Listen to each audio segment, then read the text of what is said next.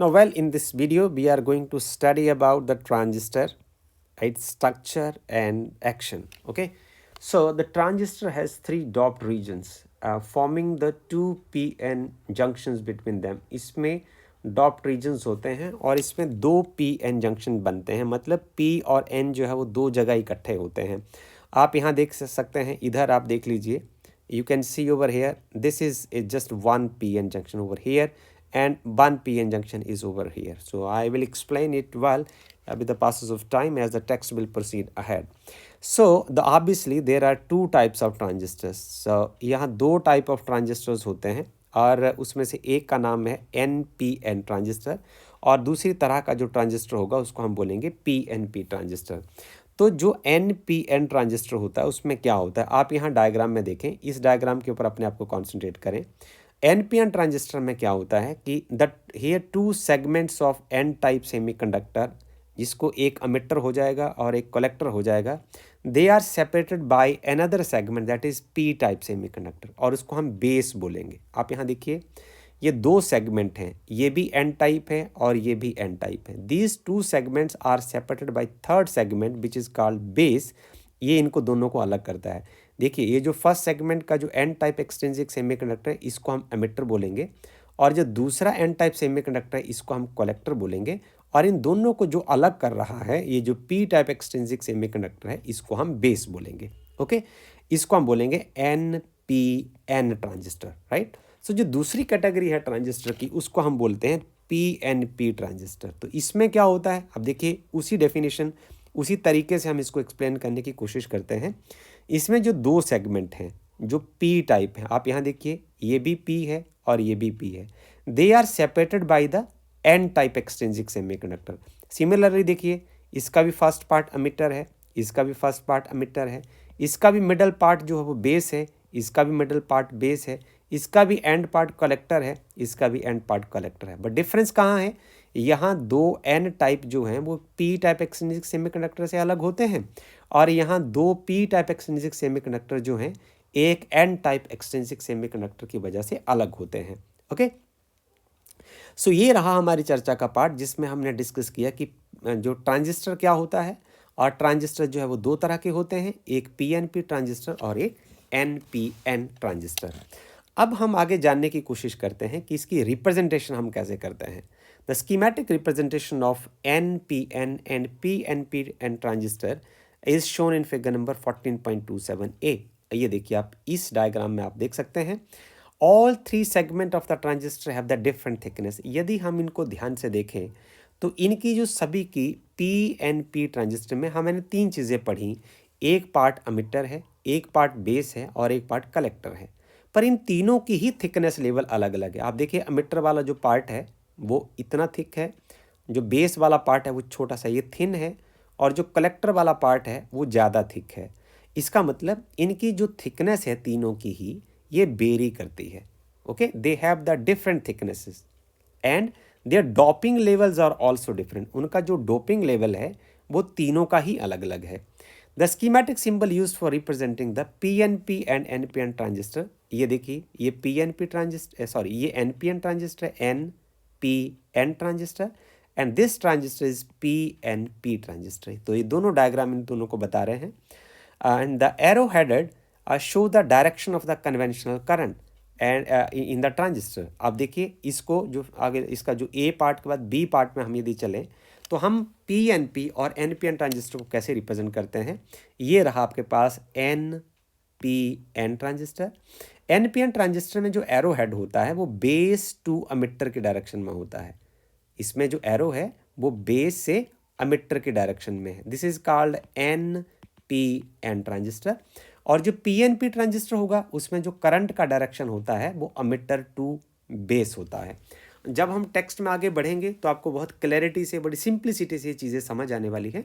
अभी आप जस्ट आपने सिंबल सीखने का ध्यान देना है कि NPN ट्रांजिस्टर और PNP ट्रांजिस्टर को हम कैसे लिखते हैं. यदि आप एक ट्रिक से इसको याद करना चाहते हैं तो हम वही बता देते हैं कि जैसे फॉर एग्जांपल NPN को आप ऐसे लिख देते हैं कि आप कोई फ्लूइड पी रहे हैं, आप दूध पी रहे हैं, आप सूप पी रहे हैं, कुछ इस तरीके की चीज़ें कुछ भी आप पी रहे हैं तो या पानी पी रहे हैं तो आप ये कहेंगे मैंने नहीं पीना। नहीं पीना मतलब ये एरो जो है वो बाहर की ओर होगा, NPN, ये आप एक ट्रिक है जल्दी से एरो लगाने का।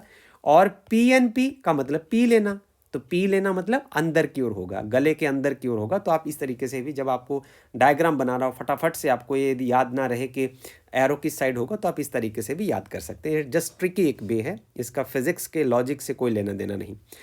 हम अब इन तीनों पार्ट्स की चर्चा करते हैं कि हमने एक पढ़ा कि एक पार्ट एमिटर होता है और एक पार्ट बेस होता है और एक पार्ट कलेक्टर होता है, और इन तीनों का जो थिकनेस लेवल जो है वेरी करता है और इनका जो डोपिंग है वो भी वेरी करती है। अब हम इस बात पर कॉन्सेंट्रेट करते हुए चर्चा को आगे बढ़ाते हैं। देखिए एमिटर कैसा होता है, दिस इज द सेगमेंट, एक छोटा पार्ट है, one side of the transistor shown in the figure number 4.27A। तो हम यहाँ आपको लेकर चलते हैं। ये देखिए इसमें ये वाला पार्ट जो है वो एमिटर है और ये ट्रांजिस्टर के किसी एक साइड में होता है। और उसके बाद it is of moderate size, ये ना तो बहुत बड़ा होता है और ना बहुत छोटा होता है। ये हैबिली डॉप्ड होता है, इसमें डॉपिंग जो है उसकी रेशो बहुत ज़्यादा होती है।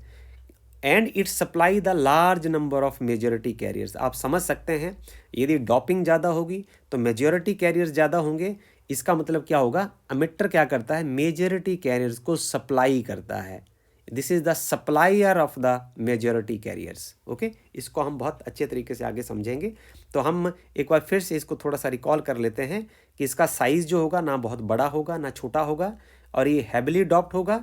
तीसरा इसका काम होगा कि ये लार्ज नंबर मेजॉरिटी कैरियर्स को सप्लाई करेगा नेटवर्क के लिए, जो हमारा इलेक्ट्रॉनिक नेटवर्क होगा उसको ये मेजॉरिटी कैरियर्स को सप्लाई करेगा। अब हम दूसरे नंबर के ऊपर बेस की चर्चा करते हैं। ये देखिए बेस क्या होगा, this is the central segment, ये बिल्कुल सेंटर में होगा। इस पार्ट को देखिए आप यहाँ भी देख सकते हैं, आप यहाँ भी देख सकते हैं।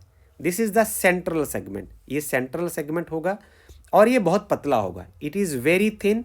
और डॉपिंग इसकी कैसी होगी, this is a lightly doped.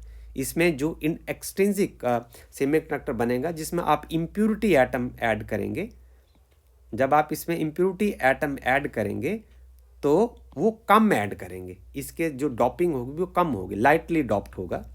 और लास्ट पार्ट जो है हमारा कलेक्टर, तो उसको आप ध्यान से देखें, ये जो मॉडरेट साइज़ है इसका, ये थिन है बट ये लार्ज इन साइज़ है। आप खुद देख सकते हैं, पिक्चर भी वैसे बनी हुई है, this is large in size. So collector this segment, सबसे पहले इसका नाम देखिए कलेक्टर रखा हुआ है। Collector means it collect the majority charge carrier supplied by the emitter. जो एमिटर जो है मेजॉरिटी कैरियर्स को सप्लाई करता है, उनको जो कलेक्टर वाला रीजन है ये इन सब चार्ज कैरियर्स को कलेक्ट कर लेता है, इसलिए हम इसको कलेक्टर बोलते हैं। So this segment collects the major portion of the majority carrier, ज़्यादातर मेजॉरिटी कैरियर्स को ये कलेक्ट कर लेता है, they are supplied by the emitter. The collector side is moderately doped, ये ना तो इसमें जैसे एमिटर जो है वो एक हैबिली डॉप्ड है, पर जो कलेक्टर है वो मॉडरेटली डॉप्ड है, ना तो बहुत कम डॉपिंग है ना ज़्यादा है, पर इसका साइज़ बड़ा होता है, this is larger in size. तो इसके तीन फंक्शन क्या हुए, तीन इसके करेक्टरिस्टिक्स क्या हुए, मॉडरेटली डॉप्ड है, लार्ज इन साइज है, and it collect the majority charge carrier supplied by the emitter. So ये बड़ी मज़ेदार बातें हमने पढ़ी और मुझे उम्मीद है कि आपको ये सब चीज़ समझ आ गई होगी। हम आगे चलते हैं। देखिए we have seen earlier in case of p n junction, हमने पी एन जंक्शन में देखा था कि जब हम पी टाइप सेमीकंडक्टर को एन टाइप एक्सट्रिंसिक सेमीकंडक्टर के साथ जोड़ते हैं, तो जहाँ ये दोनों जुड़ते हैं ना वहाँ एक डिप्लीशन रीजन बनता है। ओके, अब ये हो गया पी, ये हो गया एन। आप देखें कि यदि मैं इधर एक और पी जोड़ देता हूँ तो जब ये पी इस एन के साथ जुड़ेगा तो यहाँ एक फर्स्ट डिप्लीशन रीजन बनेगा, there will be depletion region between P and N. Okay, so ये जो डिप्लीशन रीजन है, अब यहाँ ट्रांजिस्टर में दो जगह डिप्लीशन रीजन बनेंगे, और यदि आपको ट्रांजिस्टर को अच्छे तरीके से समझना है, पढ़ना है, तो आपको इस डिप्लीशन रीजन की फिजिक्स जो है वो बहुत अच्छी आनी चाहिए। इसके लिए आपको पी एन जंक्शन वाला जो वीडियो है उसको दोहरा लेना है।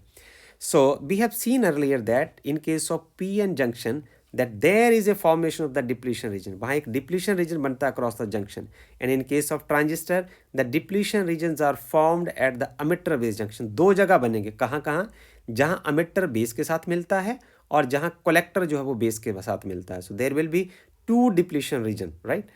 So and we have to consider the nature of for understanding action of the transistor. यदि हमें ट्रांजिस्टर को ढंग से समझना है तो हमें जिस जो डिप्लीशन रीजन का जो नेचर है उसको समझना होगा. ये जो दोनों डिप्लीशन रीजन बनते हैं, the charge carriers moves across the different regions of the transistor and when the proper voltage are supplied across the terminal. जब हम जो ट्रांजिस्टर होता है उसके एंड के ऊपर हम जब यहाँ वोल्टेज सप्लाई करते हैं, इस एंड से हम जैसे वोल्टेज सप्लाई करते हैं तो जो मूवमेंट एक स्टार्ट हो जाती है. इसको हम ध्यान से आगे आपको पढ़ाते हैं. हमने रफ स्केच आपके साथ बनाया है. The biasing of the transistors is done differently. हमने फॉरवर्ड बायस और रिवर्स बायस के बारे में पढ़ा है. तो फॉरवर्ड बायस कब होता है? जब पी साइड जो है वो पॉजिटिव टर्मिनल के साथ जुड़ती है और जो एन साइड है वो नेगेटिव टर्मिनल के साथ जुड़ती है. जैसे हम आपको उदाहरण से समझा देते हैं. ऐसे करके एक छोटा सा एक डायग्राम यहाँ बनाते हैं. फॉर एग्जांपल हमारे पास एक पी एन जंक्शन डायोड है. ये देखिए, आप यहाँ देख लीजिए, ये पी साइड हो गया, ये एन साइड हो गया. यदि आपने इसको बायस्ड करना है तो आप इसको फॉरवर्ड बायस बनाने के लिए क्या करेंगे? पी को पॉजिटिव के साथ जोड़ देंगे और जो एन होगा वो उसको नेगेटिव के साथ जोड़ देंगे. ये देखिए, और ऐसे बनाते हैं इसको. पी को हम पॉजिटिव के साथ जोड़ देंगे और जो एन होगा उसको हम नेगेटिव के साथ. ये हम एक बैटरी लगा देते हैं. ये पॉजिटिव टर्मिनल और ये नेगेटिव टर्मिनल, और ये वाला पार्ट जो है ये हो जाएगा फॉरवर्ड बायस. ओके. और यदि हम रिवर्स बायस यदि हम बनाते हैं तो हमारे पास ऐसा ही जो पी एन जंक्शन डायोड है, ये देखिए, ये पी हो गया और ये एन हो गया. तो इसमें हम इसको जब बैटरी के साथ जोड़ते हैं, एक्सटर्नल बैटरी के साथ जब हम जोड़ते हैं तो पॉजिटिव को नेगेटिव से जोड़ देते हैं और नेगेटिव को हम पॉजिटिव से जोड़ देते हैं. तो ये बना आपके पास फॉरवर्ड बायस और ये वाला पार्ट हो जाएगा आपके पास रिवर्स बायस. तो इस तरीके से आप इसको समझ सकते हैं. तो जब हम बायसिंग करते हैं, biasing of the transistor is done differently for the different uses. जब हम इस ट्रांजिस्टर का यूज़ अलग अलग पर्पज़ के लिए करते हैं तो बायसिंग बहुत इंपॉर्टेंट हो जाती है कि आपने फॉरवर्ड बायस कैसे बनाया, रिवर्स बायस कैसे बनाया और कहाँ बनाया. Transistor can be used in two distinct way. Transistor की जो इस्तेमाल है वो दो तरीक़ों से किया जाता है. बेसिकली सबसे पहले जब इसको इन्वेंट किया गया तो इसको एम्पलीफायर के रूप में इस्तेमाल करने के लिए इस्तेमाल किया गया. एक ऐसा डिवाइस, एम्पलीफायर बेसिकली होता क्या है? एम्पलीफायर एक ऐसा डिवाइस होता है which produce the enlarged copy of the signal. कि जब आप उसमें इनपुट में कोई सिग्नल भेजते हैं, ओके, ऐसे ऐसे करके उसका एम्पलीट्यूड इतना है. तो जब ये ट्रांजिस्टर से गो थ्रू होता है, ट्रांजिस्टर से गुजरता है, तो इसका जो एम्पलीट्यूड होता है वो बहुत बड़ा हो जाता है, इनलार्ज्ड एम्पलीट्यूड हो जाता है. Okay. It will produce the enlarged copy of the signal. Sometime it is in the phase with the input signal, sometime it is out of the phase. It depends upon the kind of the transistor. पर इसका ना केवल एक ही इस्तेमाल है. यदि हम इसको ऐसे लिखें, इसका जो फर्स्ट यूज़ हो जाएगा कि एज एम्पलीफायर हम इसका इस्तेमाल करते हैं. This is the first use of the transistor as an amplifier. But the latter use का जो सेकेंड यूज़ है it can be use as a switch also, और उसकी भी बराबर इंपॉर्टेंस है. सो we shall see and study both these functions and the way which the transistor is biased to achieve these mutually exclusive functions. Okay? तो अब हम सारा ध्यान अपना सबसे पहले एम्पलीफायर के ऊपर लगाते हैं. हम सबसे पहले एम्पलीफायर के बारे में जानने की कोशिश करते हैं और उसके बाद हम ट्रांजिस्टर से स्विच को पढ़ेंगे. So first we shall see that what gives the transistor its amplifying capabilities. ऐसी क्या चीज़, ऐसा क्या गुण है एम्पलीफायर ट्रांजिस्टर में कि जो उसको एम्पलीफाइंग कैपेबिलिटीज उसमें पैदा करता है, वो सिग्नल को इनलार्ज करने में मदद करता है. So transistor works as an amplifier with its emitter based junction is forward biased. यदि आपने ट्रांजिस्टर को एज एम्पलीफायर बनाना है तो उसका जो सबसे पहले यहाँ ध्यान दीजिए, the transistor works as an amplifier number 1. तो इसका जो अमिटर बेस्ड जंक्शन होगा उसको आपने फॉरवर्ड बायस्ड बनाना है नंबर 1, और जो उसका बेस कलेक्टर जंक्शन है उसको आपने रिवर्स बायस बनाना है, ये नंबर 2 हो जाएगा. Okay. This situation is shown in figure number 14.28. इसके बारे में हम आपके साथ चर्चा करेंगे. हाँ, जब हमने बायसिंग करनी होती है तो हमें दो चीज़ें बड़ी इंपॉर्टेंट होती है. इसको हम बड़े ध्यान से आपको डायग्राम से समझाएंगे. इसमें जो BCC बैटरी है और एक BEE बैटरी है, ये दोनों बैटरीज सर्किट में इसलिए होती हैं ये फॉरवर्ड या रिवर्स बायस को डिसाइड करने के लिए. जब हम लिखेंगे BCC या BEE बैटरी, इसका मतलब हुआ ये उसकी बायसिंग को डिसाइड करती है, फॉरवर्ड बायस बनाना है या रिवर्स बायस बनाना है। Are use for creating the respective biasing. Okay, when the transistor is biased in this way, जब हम इस तरीके से ट्रांजिस्टर की बायसिंग करते हैं, मीन्स उसको फॉरवर्ड या रिवर्स बायस बनाते हैं, जैसे ही ट्रांजिस्टर फॉरवर्ड या रिवर्स बायस बनता है तो उसको हम एक्टिव स्टेट में कहते हैं। ये बड़ी इंपॉर्टेंट बात आ गई। तीसरी बात जो ध्यान देने वाली है, when the transistor is biased, then transistor is said to be in active state, right? So B represent the voltage between the emitter and the base. Base और emitter के बीच की वोल्टेज को हम BEB बोलते हैं, और जो बेस और कलेक्टर के बीच की वोल्टेज को हम BCB बोलते हैं। ओके, हम अगले पेज पर चलते हैं और फिर आपको आगे समझाते हैं। देखिए, अब हम जो समझा रहे थे उसको हम इस डायग्राम से समझाते हैं। ये देखिए, ये वाला पार्ट रहा फर्स्ट पार्ट, जो मॉडरेटली थिक है, ना बहुत थिन है ना थिक है, तो मॉडरेट थिकनेस है इसकी, इसको हम एमिटर बोलेंगे। और यहाँ आपके पास जो ट्रांजिस्टर है वो है P और N और P, this is PNP transistor. इसका जो बीच वाला जो रीजन है, इस रीजन के ऊपर आप ध्यान दीजिए, इसको हम बेस बोलेंगे, और ये जो रिमेनिंग पार्ट है इसको हम बोलेंगे कलेक्टर रीजन। ओके, तो ये जो बैटरी है BEE, ये क्या है? ये बायसिंग बैटरी है। BCC क्या है? बायसिंग बैटरी है। देखिए, BEE जो है वो अमिटर वाला पार्ट जो है, ये अमिटर और बेस वाले पार्ट को फॉरवर्ड बायस बनाती है। ये वाला पार्ट हमेशा क्या रहेगा? ये फॉरवर्ड बायस रहेगा। और जो बेस और कलेक्टर वाला जो पार्ट है, इसको जो बैटरी है वो BCB, इन दोनों के बीच का जो पोटेंशियल है it is represented by BCB, और ये इसको रिवर्स बायस बनाते हैं। हम जब रिवर्स बायस बनाते हैं तो हम BCC की हेल्प से बनाते हैं इसको, we will make it reverse bias. अब आप जानते हैं जब हमने फॉरवर्ड बायस बनाना होता है तो P को आप पॉजिटिव टर्मिनल से जोड़ते हैं। ये जो लॉन्ग लेंथ वाली जो ये निशान है ना, एक लाइन लगाई है, ये positive terminal of the battery को रिप्रेजेंट करती है। तो जब P टर्मिनल को हम P साइड से जोड़ते हैं और इस N टर्मिनल को हम N साइड से जोड़ते हैं, ये देखिए ये है ना N, तो यहाँ देखिए ये इसके साथ जुड़ रहा है, ये N नेगेटिव से जुड़ रहा है और P पॉजिटिव से जुड़ रहा है, तो ये हो जाएगा फॉरवर्ड बायस। तो ये रीजन बन जाएगा फॉरवर्ड बायस, राइट। और यहाँ चलिए, ये वाला जो आपका कलेक्टर बेस रीजन जो है, इसको आपने हमेशा रिवर्स बायस बनाना है इन केस ऑफ एम्पलीफायर। तो यदि आपने रिवर्स बायस बनाना तो आपको क्या करना पड़ेगा? आपको P साइड को नेगेटिव से जोड़ना पड़ेगा। ये देखिए, ये नेगेटिव से जुड़ जाएगा, और ये जो पॉजिटिव साइड है उसको आपने नेगेटिव के साथ जोड़ देना। तो N से जुड़ गया, N जो है वो देखिए N पॉजिटिव के साथ जो उल्टा जुड़ा है, और जो N साइड है वो यहाँ पॉजिटिव से जुड़ी है। हमने क्या देखा?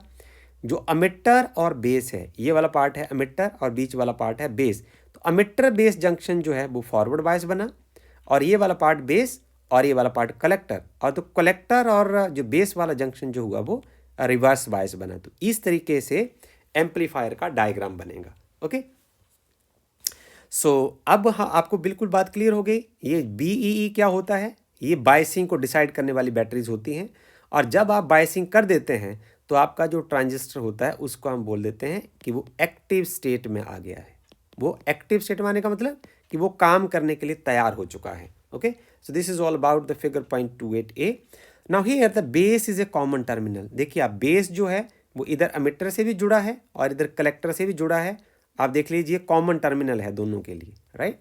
For the two power supplies and whose other terminals are connected to the emitter and the collector respectively. So the two power supplies are represented by BEE. BEE, this part I am talking about, and BCC, this part I am talking about. So in the circuit where the emitter is the common terminal, जो यदि कुछ ऐसे circuit भी हो सकते हैं, जैसे आप देखिए यहाँ जो है वो बेस जो अब एक कॉमन टर्मिनल है, पर कई बार ऐसा भी हो सकता है कि अमिटर भी कॉमन टर्मिनल हो सकता है। यदि अमिटर कॉमन टर्मिनल हो जाएगा तो ये जो बायसिंग बैटरीज होंगी इनके नाम बदल जाएंगे, ये हो जाएगी BBB, and the collector ammeter की जो बैटरी हो जाएगी वो हो जाएगी BCC। तो इसकी जगह आ जाएगी फॉरवर्ड बायस के लिए BBB बैटरी, और इसकी जगह हो जाएगी BCC battery. It will remain the same. Okay, अब हम आगे समझने की कोशिश करते हैं कि जो हमारा सर्किट है ये काम कैसे करता है, एम्पलीफाइंग एक्शंस में ये काम कैसे करता है। अभी तो हम इसकी जनरल फिजिक्स पढ़ेंगे, ये एम्पलीफायर की तरह काम कैसे करता है वो हम अगले टेक्स्ट में पढ़ेंगे। देखिए, Let us see now the path of the current of the carriers in the transistor with the emitter base junction forward biased. पहले हम इस जंक्शन की बात करते हैं. ये हुआ आपके पास emitter और ये हुआ आपके पास बेस. ये जो जंक्शन होगा वो फॉरवर्ड बायस होगा, इसको हम पक्का मार्क कर देते हैं. ये वाला पार्ट कलेक्टर हो गया. ये जो पार्ट होगा वो रिवर्स बायस हो जाएगा. ओके, रिवर्स बायस बनाने के लिए और फॉरवर्ड बायस बनाने के लिए आप फिर एक बार ध्यान से देख लीजिए. ये पॉजिटिव टर्मिनल है, ये नेगेटिव टर्मिनल है. ये पॉजिटिव टर्मिनल है, ये नेगेटिव टर्मिनल है. जब पॉजिटिव इधर P से जुड़ेगा तो ये फॉरवर्ड, या और नेगेटिव इसका N से जुड़ेगा. इधर देखिए यहाँ, तो ये फॉरवर्ड बायस हो जाएगा. और ये जो पॉजिटिव है ये इधर जाके यहाँ N से जुड़ेगा, क्योंकि जो बीच वाला पार्ट है वो N टाइप एक्सट्रिंसिक सेमीकंडक्टर है. और ये जिसका जो नेगेटिव टर्मिनल है वो P साइड से जुड़ा हुआ है, तो ये रिवर्स बायस बन जाएगा. ओके, अब हम अपनी चर्चा शुरू करते हैं. Let us consider now the path of the current carriers in the transistor with the emitter base junction as the forward biased and the base collector junction as the reverse bias. Okay, तो इसमें होने क्या वाला है जरा देखिए. हमारे पास ये जो रीजन है, ये जो P साइड है, इसमें क्या होता है?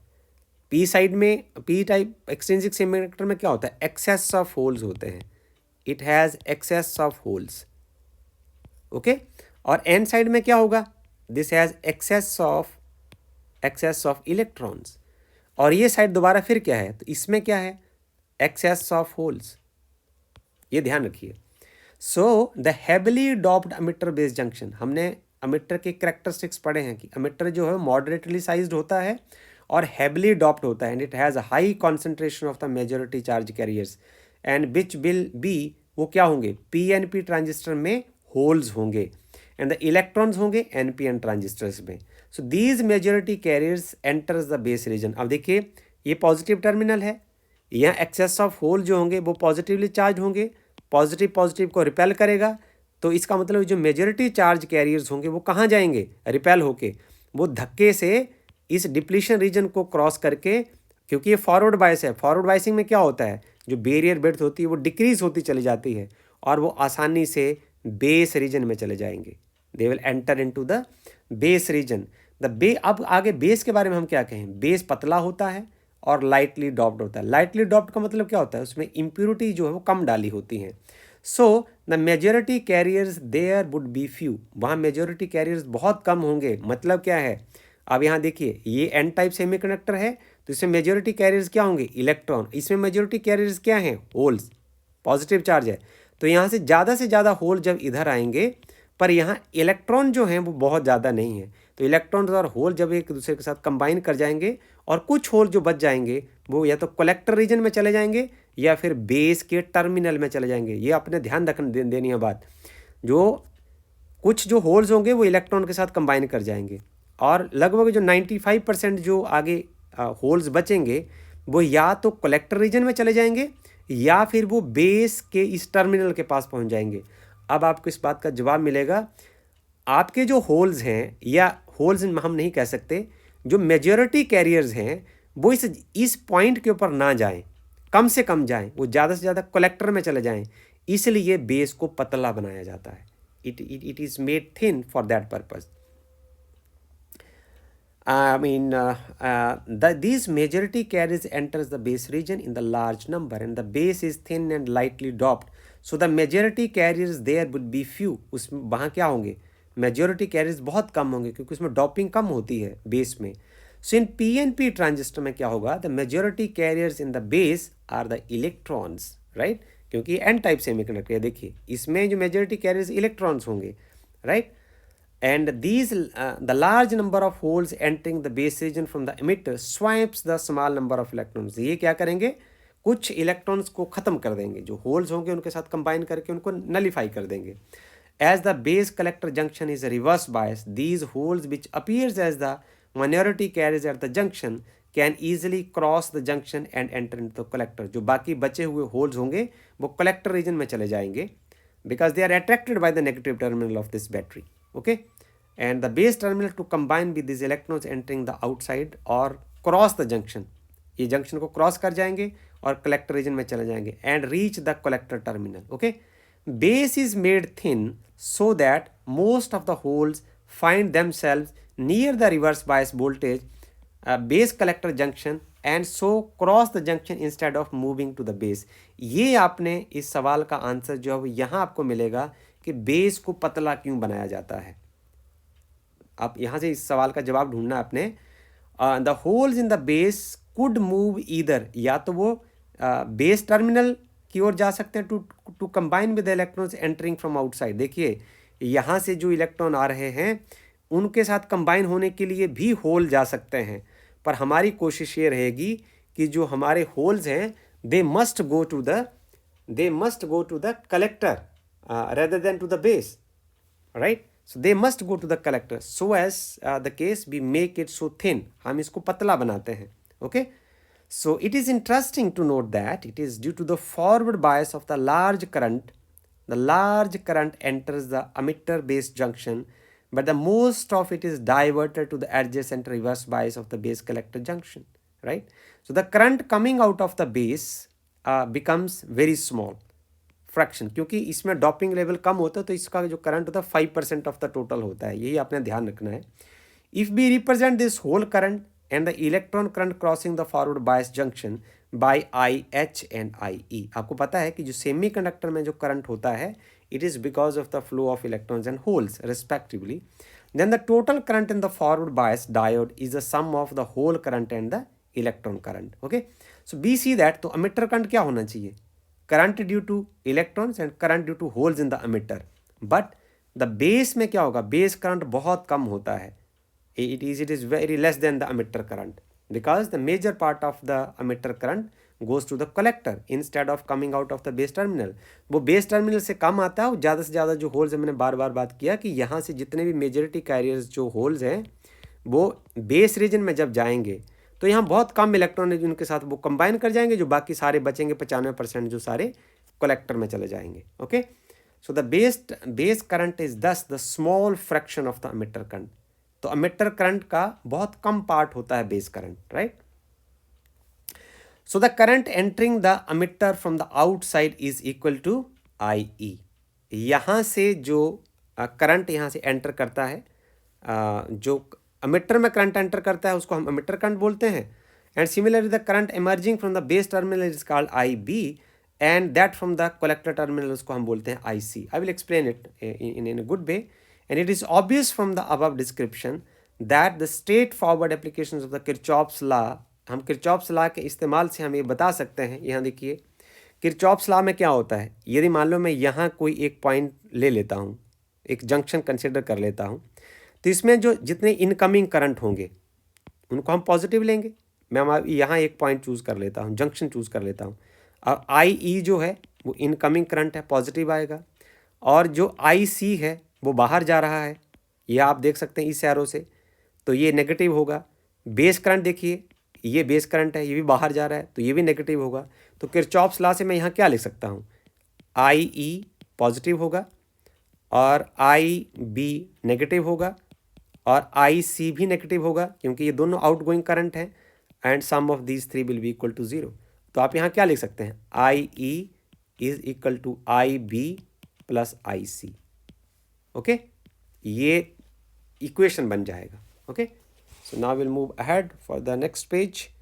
तो हम ये कह सकते हैं कि जो आई ई होगा वो आई सी और आई बी का सम होगा, और इसमें जो आई सी होगा क्योंकि आई बी जो है वो बहुत स्मॉल होता है, is very small, I B is very very small, so we can say I C is nearly equal to I E. Okay, so our description of the direction of the motion of the holes is identical to the direction of the conventional current. तो जिस तरीके से conventional current की जो direction होती है it is the direction of the flow of positive charge, तो hole will play the role of the positive charge, but the direction of the motion of the electron is just opposite to that of the current, ये उसकी opposite direction में होगी। तो thus हम कह सकते हैं कि in PNP transistor the current enters from the emitter to the base. ये देखिए हमने आपको बताया था पीएनपी ट्रांजिस्टर में क्या होगा, ये देखिए ये है आपके पास एमिटर, ये है आपके पास बेस, ये है आपके पास कलेक्टर। तो पीएनपी ट्रांजिस्टर में क्या होगा, करंट जो है वो एमिटर टू बेस जाएगा इस तरीके से, और एनपीएन ट्रांजिस्टर में इसका उल्टा हो जाएगा। Thus in PNP transistor the current enters from the emitter to base, whereas in NPN transistor it goes from the base to the emitter। उसमें क्या होगा, ये देखिए ये आपके पास हो जाएगा NPN ट्रांजिस्टर, ये हो गया emitter, ये हो गया collector, ये हो गया base. Now it will flow from the base to the emitter, right? In case of NPN transistor, the arrowhead in the emitter shows the direction of conventional current. So now we are going for the last paragraph. The description about the path followed by the majority and minority carriers in NPN transistor is exactly the same as that of PNP transistor. तो ये इसका कहने का मतलब है कि यदि हम NPN ट्रांजिस्टर को डिस्कस करते हैं तो बाकी सब चीज़ें सेम रहेंगी, पर करंट का डायरेक्शन जो है वो ऑपोजिट हो जाएगा, right? So it is shown in the another diagram. So from the above description we can conclude that, अब कंक्लूजन निकालने की बारी आई है, that in the active state, active state कब बताई थी? ये बताई थी कि जब हम BEE और BCC बैटरी से फॉरवर्ड और रिवर्स बायसिंग कर देते हैं तो ट्रांजिस्टर जो है वो एक्टिव मोड में चला जाता है. The transistor emitter base junction acts as low resistance, ये आपके लिए कम्पिटिटिव एग्जाम का क्वेश्चन हो जाएगा. जो base collector acts as the high resistance, right? So this is all about this video. I hope that you will find it so easy when you will go through this video. Thank you.